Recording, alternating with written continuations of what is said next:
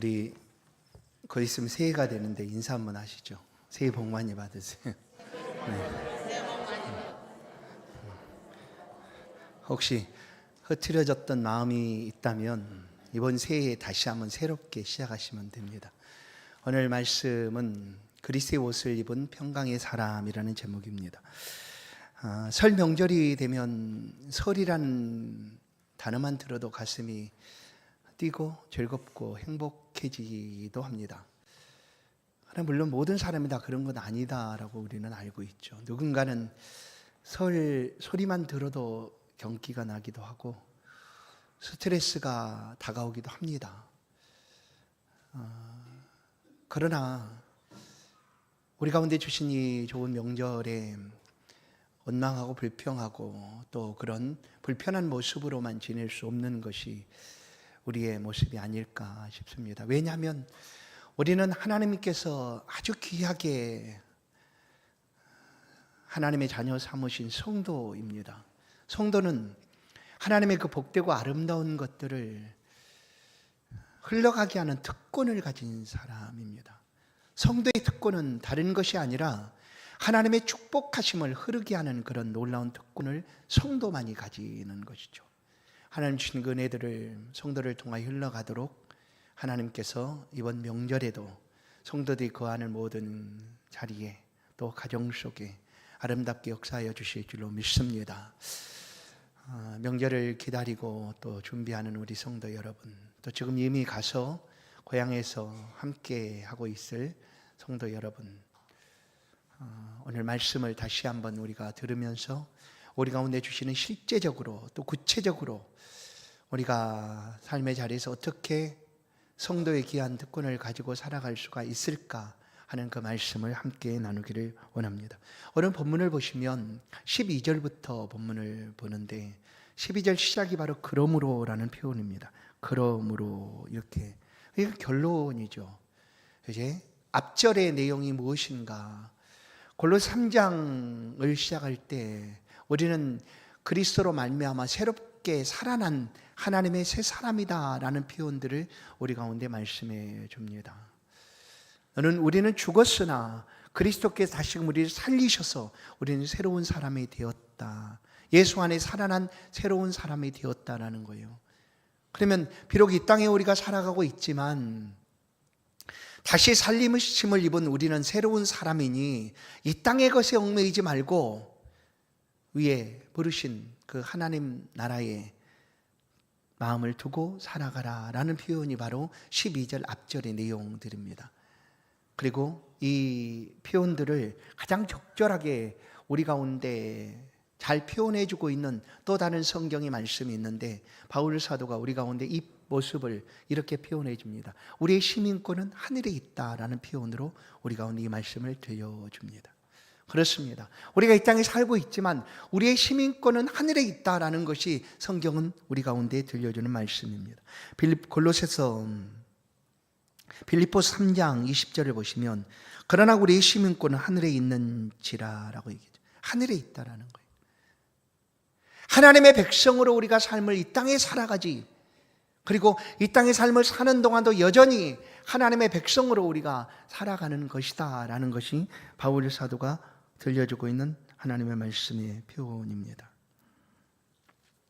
성도 여러분, 우리가 살아가고 있는 이 땅의 삶을 어떻게 살아가야 될까? 그것은 성도가 아니라면 우리가 원하는 대로 마음대로 살아갈 수 있습니다. 세상이 가르쳐주는 방법대로, 세상에 성공한다라고 가르쳐주는 방법들이 있지 않습니까? 그 방법대로 살아갈 수 있습니다. 그러나 우리는 하나님이 우리를 택하사 거룩하게 사랑받는 자로 불러주신 하나님의 사람, 곧 성도입니다. 이 성도의 삶을 우리가 어떻게 살아가야 할까? 성도라는 이름의 가치가 과연 어디서 비롯되고 어디서 찾을 수가 있을까 하는 것입니다. 우리는 성도입니다. 하나님 거룩한 백성이죠. 성도 여러분, 그 성도의 삶의 가치를 우리는 어디서 발견할 수가 있습니까? 내가 예수 믿었더니 이런 복을 받았네.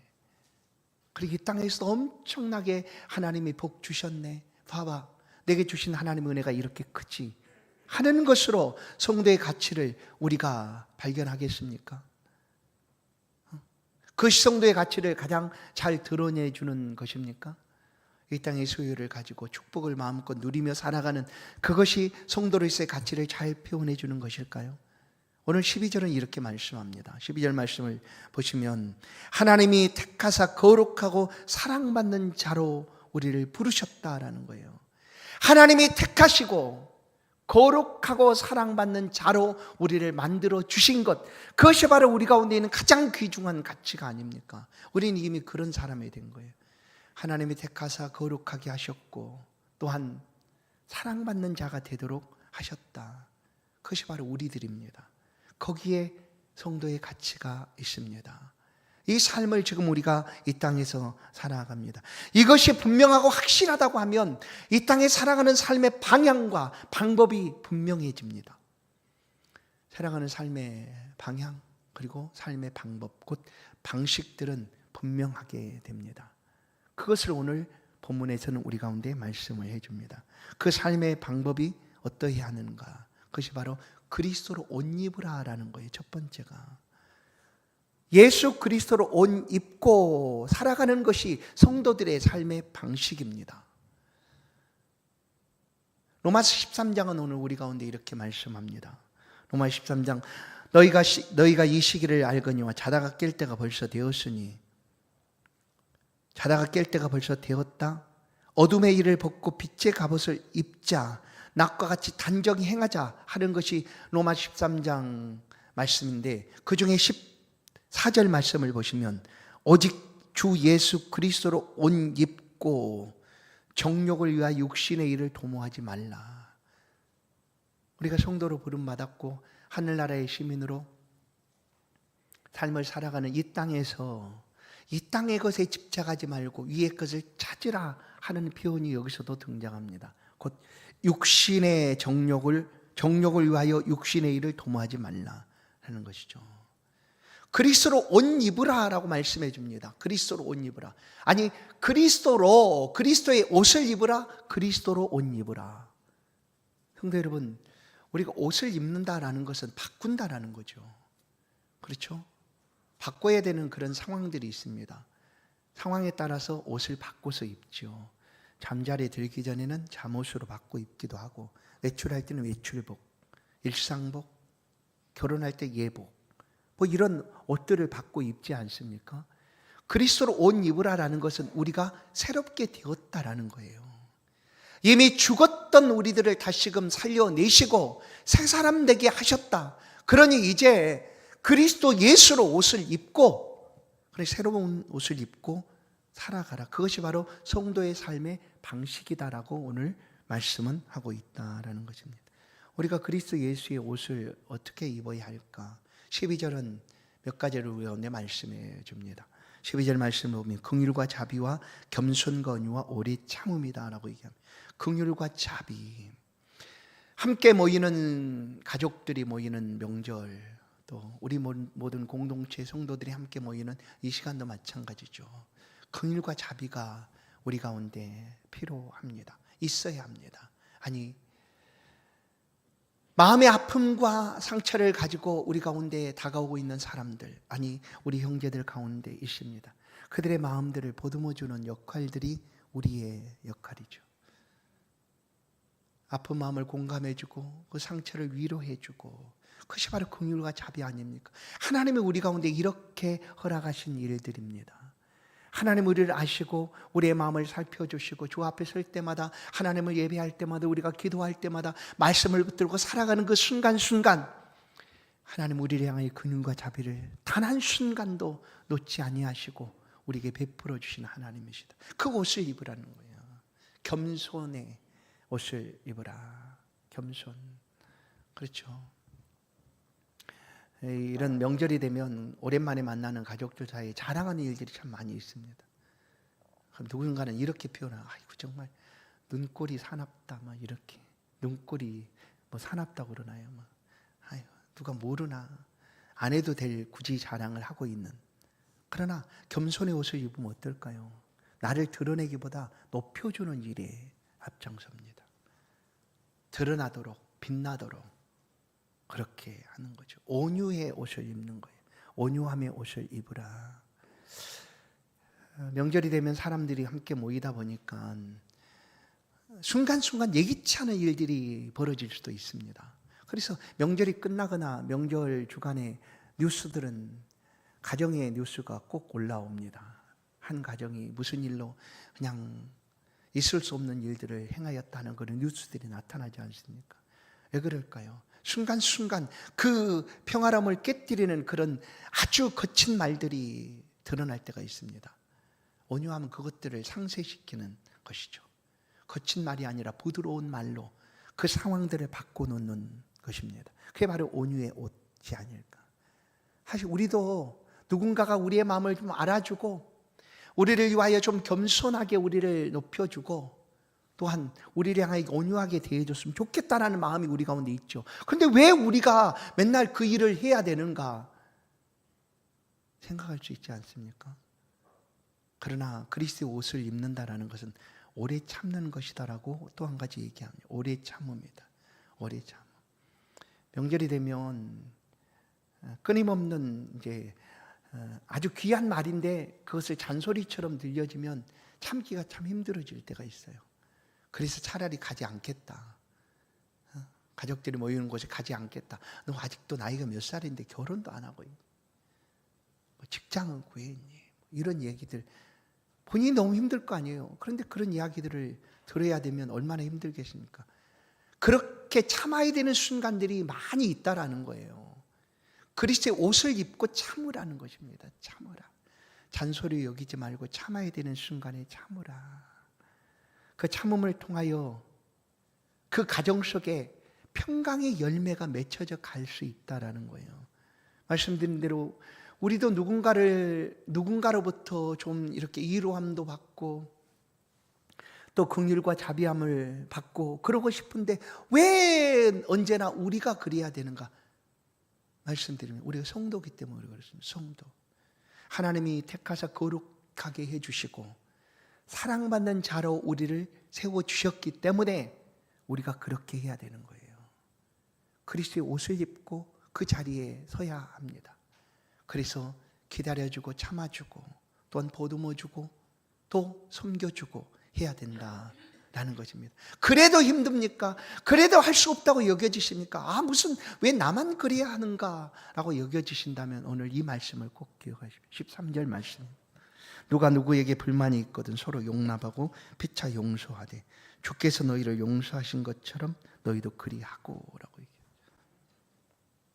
왜 나만 그래야 돼? 이 말씀을 묵상하십시오. 주께서 우리에게 행하신 것처럼 주께서 우리를 용서하신 것처럼 행하라라는 거예요. 우리가 세상에 가장 사랑하는 사람들이 누구입니까? 가족들 아니겠어요? 여러분 그렇지 않습니까? 가족들이고 형제들 아닙니까? 그런데 그 사랑하는 관계 속에 때로는 아픔이 있고 상처가 있습니다. 그냥 그 해결되지 않은 그 아픔과 상처 때문에 서운함이 무슨 말을 해도 서운해집니다. 그러니 내가 그런 속에서 내가 아무리 예수 믿는 성도라고 할지라도 나 도저히 못하겠다 할 수 있지 않습니까? 근데 주님이 그 시간 우리에게 말씀하고 계세요. 내가 너희를 참아준 것처럼 너희를 용납하고 용서한 것처럼 안 되면 흉내라도 한번 내볼 수 없겠니? 라는 거죠. 흉내라도. 우리가 말씀을 듣는 이유가 무엇일까요? 우리 말씀에 새기는 이유가 무엇일까요? 그 말씀을 듣고 흘리는 것이 아니라 안 되지만 또 하고 할 수 있도록 그 일이 이루어지도록 또 한 번 또 해보자 하는 것 아니겠습니까? 흉내라도 내보도록. 예수님 우리를 용서하시고 용납해 주신 것처럼 우리도 그리스도의 옷을 입고 그렇게 할 수 없을까 하는 것이죠. 주님은 우리를 너무나 잘 아시는 분이십니다. 성도 여러분, 혹시 용서하지 못하여 아픈 마음을 우리가 아십니까? 우리 스스로 알고 있습니까? 그렇죠. 너무너무 아프지 않습니까? 용서하지 못하면 너무나 아픕니다. 내가 아픕니다. 그래 주님은 그것을 아시기에 우리 가운데 말씀하는 거예요. 흉내라도 내봐라. 내가 너 용서해 준 것처럼 너도 용서해 주고 용납하도록 흉내라도 내봐라. 그 그것이 성도이다라는 거예요. 그것이 성도이다. 성도 여러분, 하나님의 성도의 살아가는 방식 첫 번째는 그리스도로 옷 입는 것입니다. 그리스도로 옷 입어야 합니다. 그래야지만 우리가 이 땅을 하늘 시민으로, 천국 백성으로 온전히 살아갈 수가 있습니다. 14절은 이 모든 것이 것 위에 사랑을 더하라 라고 말씀합니다. 그리스도의 옷 위에 사랑을 덧입혀 입으라, 덧입으라 라는 것이죠. 내가 너무나 사랑하는 사람들이고 그냥 모든 것을 줘도 아깝지 않다고 여기는 사람들 사이에 어려움들이 생겼습니다. 그러면 어떻게 할까요? 그것을 그냥 모른 척하고 그냥 무시하고 이전도 지나갈까요? 그렇게 안 되지 않습니까? 너무나 아프니까. 그래서 사랑하라는 거예요. 사랑으로 모든 것을 행해가라. 그리스도 옷 입는 것, 긍휼과 자비, 겸손, 온유, 오래 참음, 이것이 안 됩니까? 그러면 사랑으로.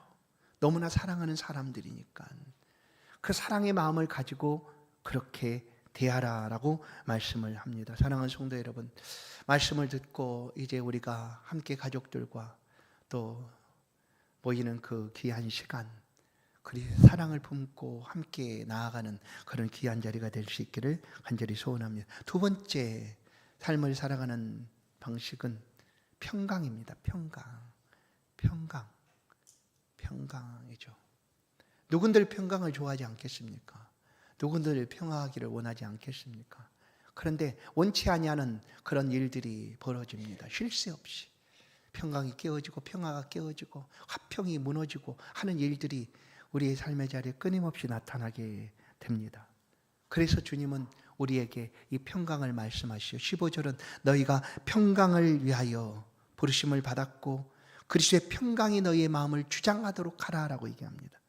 그리스도의 평강이 우리의 마음을 주장하는 것이 있습니다. 세상의 방식은 무엇인가 하면 비교하고 또한 경쟁해서 우리의 마음을 이렇게 주장하도록 합니다. 왜냐하면 난 저 사람보다 낫지, 우쭐해지고 또 나는 저 사람보다 비교해서 더 낫다, 나는 우월감을 갖게 됩니다. 그러나 한쪽에서는 열등감을 가지고 비참해질 수도 있습니다. 이 세상의 방식은 그렇다는 거예요. 경쟁과 비교예요. 또 한 가지 우리의 마음을 움직이는 이 세상의 방식은 뭐냐면 염려, 근심, 걱정입니다. 여러분, 염려, 근심, 걱정이 여러분 마음에 찾아오면 어떻습니까? 아무것도 하지를 못합니다. 아무것도 좌절하고 낙심해서. 그것이 바로 세상이 마음을 다스리는 방식이다라는 거예요. 그래서 어떻습니까? 염려가 없으면 우리의 마음 평안해진다고 얘기하지 않습니까? 그건 세상이 가르치는, 세상이 주고 있는 방식입니다. 그러나 성도들이 이 마음을 주장하는 방법은 딱 하나입니다. 비교하고 경쟁하고 염려는 걱정이 아니라 오늘 15절에 있는 말씀처럼 그리스도의 평강이 너희의 마음을 주장하게 하라라는 거예요. 예수 그리스도의 평강입니다. 예수의 평강이 우리의 마음에 가득하도록, 언제나 그 평강이 우리의 마음을 주장하도록 하라는 거예요. 주장한다는 것이 뭡니까? 심판의 경기를 보는 심판이 그 규칙을 따라서 그 경기를 잘 진행하는 것이지 않습니까? 권세자가 그 권력을 가지고 다스리는 것처럼 너의 마음을 다른 것이 다스리게 하지 못하게 하라는 거예요. 그게 뭡니까? 나는 좀 잘났어. 비교해서 경쟁하고 또 어렵고 힘들면 염려, 근심, 걱정이 그 마음을 흔들지 못하도록 오직 그리스도의 평강이, 예수의 평강이 마음을 주장하도록 하라라는 거예요. 그 평강이 무엇일까요? 사랑하는 성도 여러분, 오늘 말씀을 듣는 저와 여러분의 심령이 예수의 평강으로 채워지기를 주의 이름으로 간절히 축원합니다. 예수님은 우리 가운데 그 평강을 말씀해 주십니다. 요한복음 14장 27절, 평안은 너에게 끼치로니 곧 나의 평안을 너에게 주노라. 나의 평안을 너에게 준다라는 거예요. 내가 너에게 주는 것은 세상이 주는 것과 같지 아니하니라. 세상에 주는 것은 일시적으로 비교해서 기쁘고 즐겁고 이런 것들이지만 그것과 다르다라는 거예요. 너희는 마음에 근심도 하지 말고 두려워하지 말라. 이것이 바로 주께 주시는 평강입니다. 성도 여러분, 이 평강이 여러분의 심령에 가득하기를 간절히 축원합니다. 부활하신 예수 그리스도께 가장 먼저 하신 말씀도 이 말씀입니다. 제자들을 만나시 숨을 내쉬듯 평강이 있을지어다 라고 얘기합니다. 그러나 그때에 이 의심 많은 도마가 그 자리에 함께 있지를 못했어요. 그래서 난 믿을 수가 없어. 그때 예수님이 그 도마가 있는 그 자리에 찾아오십니다. 요한복음 6장 26절, 여드레를 지나서 제자들이 다시 집 안에 있을 때 도마도 함께 있고 문들이 닫혔는데 예수께서 오사 가운데 서서 이르시되 너희에게 평강이 있을지어다. 아멘. 너희에게 평강이 있을지어다. 바로 이 평강, 예수 그리스도의 죽으심으로 모든 것이 다 깨어지고 두렵고 떨며 공포 속에 살아가던 제자들 앞에 주님이 찾아오셔서 이 평강을 주십니다. 오늘 우리의 심령에 이 평강이 있게 될 줄로 믿습니다. 가족들이 모이면 말한 대로 평강을 깨트리는 일들이 참으로 많습니다. 순간순간 그런 일들이 벌어지죠. 왜냐하면 너무나 친밀한 관계다 보니까 물론 다른 사람을 대하는 것처럼 그렇게 예를 온전히 갖춰서 하지 못할 수도 있어요. 그러다 보니까 어느 순간 아주 좋은 분위기에 갑자기 그냥 찬물을 끼얹는 듯한 그런 분위기로 쌓여질 때가 있습니다. 그때 우리의 마음이 그리스도의 평강이 주장하도록 하라는 거예요. 그게 성도의 삶의 방식입니다. 아니 즉시 분내고 화내는 순간이 다가올 수 있지 않습니까? 그러면 한 템포 제발 한 템포 한 순간을 멈추십시오. 그리고 주의 평강이 우리의 마음을 주장하도록 하십시오. 이게 뭘까요? 아니 이 일이 이 가정의 평강을 깨뜨리는 일일 만큼 깨뜨릴 만큼 중요한가 한번 생각해 보십시오. 그리고 주께서 계신다면 어떻게 하실까 하는 거죠. 그것이 바로 우리의 마음을 내 감정이나 내 의지로 주장하지 않고 그리스도의 평강으로 주장하기를 원하는 삶의 모습입니다. 우리는 그렇게 살아가야 하는 것이죠. 여러분의 마음이 무엇으로 이렇게 움직입니까? 오직 그리스도의 평강이 여러분의 마음을 주장하기를 주의 이름으로 간절히 축원합니다. 우리는 모두 다 이 평강을 위하여 부르심을 받았다라고 성경은 말씀합니다. 가족 공동체 안에서도 마찬가지고 교회 공동체 안에서도 마찬가지입니다. 무슨 일이 있어도 그리스도의 평강이 깨어지게 해서는 안 된다는 거예요. 그래서 이 평강이 가득하도록 공동체 속에 그리스도의 평강이 흘러갈 수 있도록 명절이 되면 맛있는 음식도 많이 먹지 않습니까? 순간순간 많은 것들을 함께 나눕니다. 이 명절이 되면 어떤 사람들의 이야기를 들어보면 기대가 된다는 사람이 있습니다. 이번 명절에는 오랫동안 흩어졌던 가족들과 함께 어떤 즐거운 놀이를 할까? 게임도 하지 않습니까? 게임도 하고 그런 기대를 가지고 함께 모이는 거죠. 그러나 그런 기대 속에서 오늘 성경은 우리 가운데 성도인 우리가 어떻게 평강의 사람으로 삶을 살아가야 할까라고 다시 한번 들려줍니다. 16절을 보시면 그리스도의 말씀이 너희 속에 풍성히 거하여예요. 우리 안에 그리스도의 말씀이 풍성히 거하여 있는 것처럼 그 모임과 그 가정 속에 그리스도의 말씀이 풍성히 거하도록 하라는 겁니다. 먹고 마시고 즐기는 것도 물론 중요합니다. 그러나 하나님의 말씀의 위로가 하나님의 말씀의 은혜가 흐를 수 있도록 그 자리에 함께하라라는 것이죠. 그리고 무엇이든지예요. 17절을 보시면 또 무엇을 하든지 말에나 일에나 다 주 예수의 이름으로 하고 이걸 기억하십시오.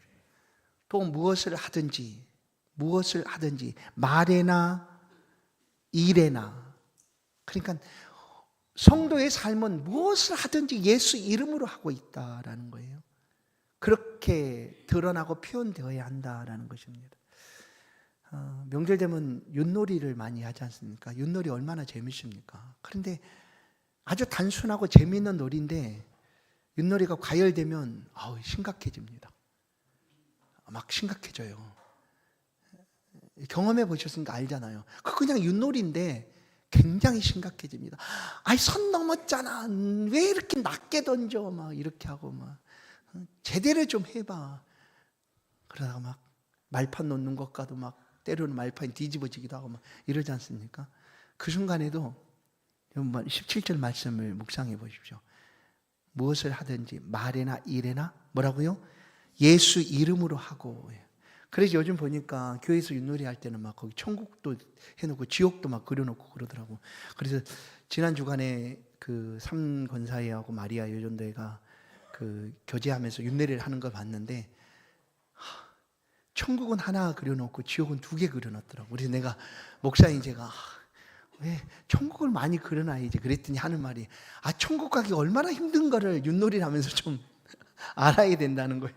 그래 지옥을 2개 그려놨다는 거예요. 그래서 여러분 혹시 집에서 하거든 지옥은 하나만 그려놓으세요. 그냥 천국은 많이 넣어주세요. 그렇습니다. 무슨 일을 하든지 예수의 이름을 하라라는 거예요. 우리는 성도의 아주 귀한 가치를 가진 사람들입니다. 하나님이 택하사 거룩하게 하시고 사랑받는 자로 불러주신 하나님의 사람들입니다. 그 사람들이 살아가는 삶의 방식은 2가지입니다. 그리스도 예수로 옷 입고 평강의 사람이 되어 사는 것입니다. 어디서든지 우리는 이 평강을 위하여 부름받은 사람이기에 평강의 사람으로 삶을 살아가야 합니다. 그 삶이 우리 안에 있는 예수 그리스도를 드러내고 보여주는 삶이 되는 거죠. 성경을 보면 고넬료 안드레의 가정은 예수를 믿었다. 안드레는 형 베드로를 전도합니다. 그리고 고넬료는 그 가족, 온 가족이 다 말씀을 듣고 세례를 받고 예수를 믿는 가정이 되었죠. 복된 가정이죠. 예수를 믿는 성도들의 평생의 소원은 무엇일까? 이것 아니겠어요? 우리 모든 가족들이 다 예수 믿고, 하나님 아직은 안 됩니다, 때를 좀 기다려 주십시오 하는 간절한 마음으로 기도하는 것 아니에요. 그래서 우리 가족이 다 예수 믿기를 원합니다. 그래서 명절 기간 동안 바로 그런 은혜가 누구를 통하여? 성도들을 통하여 흘러가도록 하나님이 역사하실 것을 믿습니다. 그런데 어떻게 가족들의 전도가 이루어질까 하는 거예요. 가장 가까이 있는 사람들 사이의 전도는요, 사실 말로 전도되는 게 절대 아닙니다. 이 명절 만나면 얘기하잖아요. 예수 믿었던 이런 복을 받았어. 우리 아들 그거 갔잖아, 대학. 알지? 우리 아들 그 좋은 회사에 입사했어. 들어가 연봉도 엄청 많아. 예수 믿는 사람이 이걸 얘기합니다. 그럼 어떻게 얘기하냐? 나 예수 믿어서 복 받았어 하고 얘기하냐? 맞죠? 그게 틀림이 아니니까 맞죠? 그런데 그 얘기를 들으면 왠지 불편해진다라는 거예요. 그래 너 잘났다 이렇게 안으로 말은 안 하지만, 그래 너도 잘났다 예수 믿어서 좋겠다 뭐 이렇게 하겠죠. 혹시 여러분도 그러지 않았어요? 예수 믿기 전에 혹시 이렇게 예수가 복음이 전해지는 게 아니에요. 나 예수 믿어 이런 복을 받았다, 그거보다 그냥 말없이 섬겨주는 거예요. 말없이 섬겨주고, 그냥 이런 명절 때 모일 때 선물을 양손에 들고 가서 그냥 넌지시 건네주는 거예요. 그리고 꼭 물어보면 이게 뭐야 그러면 나 예수를 믿어서 그러는 거야 하는 거죠. 섬겨주는 거 아니에요. 그러면요 말보다 이게 더 힘이 있습니다. 그러나 이렇게 한다고 해서 그가 예수를 믿는가? 아니에요. 그렇게 해서 예수 믿지 않아요. 그렇게 딱 예수를 믿으면 딱 좋겠는데 안 그래요. 예수 믿는 것은 알듯이 저와 여러분이 예수 믿는 것과 똑같습니다. 하나님의 때에 하나님이 부르신다라는 거예요. 우리는 그걸 믿어요. 그걸 믿어요. 그래서 하나님의 때가 될 때까지 성도의 삶을 그리스도로 옷 입고 평강의 사람이 되어 살아가야 되는 거예요. 오래도록 하나님의 때가 될 때까지. 그래서 그 사람이 마음이 열리고 예수 믿는 사람이 될 때까지. 그래서 사랑하는 성도 여러분, 오늘 명절 앞두고 있는 주일, 하나님의 예배함을 가장 소중하게 여긴 성도 여러분의 삶에 오늘 하나님의 말씀이 있기를 원합니다. 그것은 예수 그리스도로 옷 입으십시오. 그리고 우리가 살아가는 모든 삶의 자리에 평강으로 부르심을 받았음을 기억하시고 하나님의 백성으로 삶을 넉넉히 살아서 우리가 지금까지 기도한 것처럼 우리의 가정이 다윗의 가정처럼 영원토록 복받는 가정일 뿐만 아니라 온 가족이 다 예수 믿어 하나님의 은혜를 누리는 그런 귀한 가정 될 수 있기를 주의 이름으로 간절히 축원합니다. 축원합니다. 하나님 감사합니다. 오늘 가장 귀한 예배를 하나님 앞에 올려드립니다. 우리의 삶을 아시기에 분주하고 바쁜 중에도 하나님을 섬겨가는 가장 우선을 주 앞에 올려드립니다. 예배합니다. 우리 예배를 받아주시니 감사합니다. 주의 백성들이 살아가는 삶의 모든 곳에서 예수 그리스도와 함께 동행하게 하시고 주님이 주신 그 평강으로 우리의 마음이 움직일 수 있도록 평강의 사람으로 살아갈 수 있도록 붙들어 주시고 함께하여 주옵소서. 지금 명절이 되어 가족들과 함께 있는 그 자리에서도 오고 가는 길 동안에도 하나님이 늘 지켜주사 평강이 깨어지지 않도록 평강의 은혜가 풍성한 명절이 될 수 있도록 역사하여 주옵소서. 예수 그리스도의 이름으로 기도하옵나이다. 아멘.